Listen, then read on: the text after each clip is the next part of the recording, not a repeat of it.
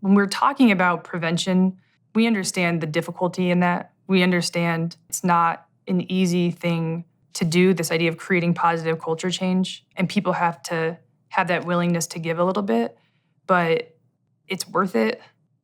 Everybody has a place in this work. You don't have to do it as a profession, just as a person who wakes up every morning and either goes to school, goes to work, stays at home and takes care of the family. You're a part of a community. So you're a part of this.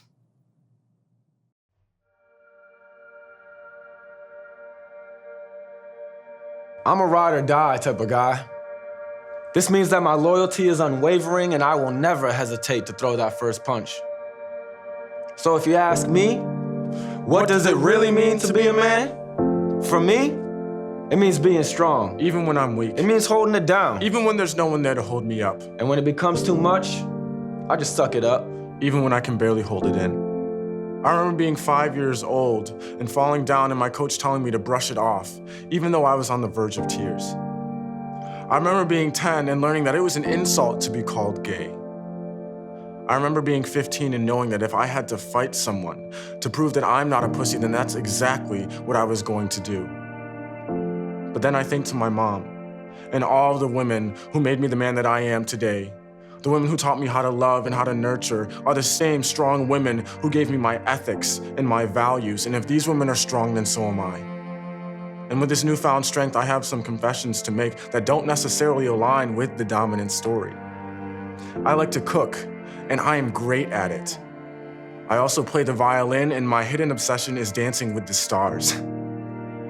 So I'm tired of acting like I don't care.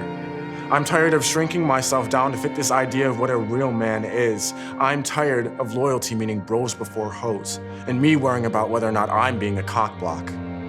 I'm tired of performing. It's been happening to me for as long as I can remember. It happened to my father, and it's happening to my brothers.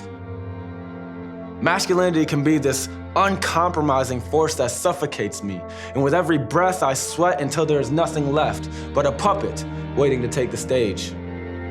A puppet whose hard exterior protects him from feeling anything warm, like love, joy, and happiness for too long.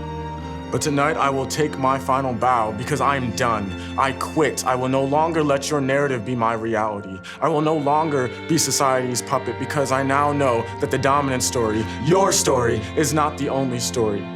And with every step I take away from you, I learn that I no longer have to take your cues to tell me how to walk, how to talk, how to dress, or what to think. We think that because we are strong, we cannot be wrong.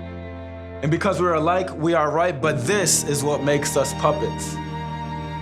Masculinity cannot afford introspection because it's a form of self-reflection that requires us to question everything.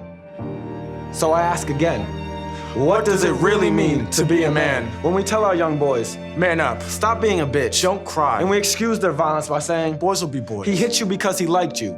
It was just locker room talk. Each is an excuse for abuse, so let us not get it confused. This is a men's issue. And as soon as we decide to be a part of the solution, we can start to clean up this pollution that has given rise to toxic masculinity. My masculinity cannot fit in a box. My masculinity will not conform. My masculinity is diverse. But most importantly, my masculinity is my own.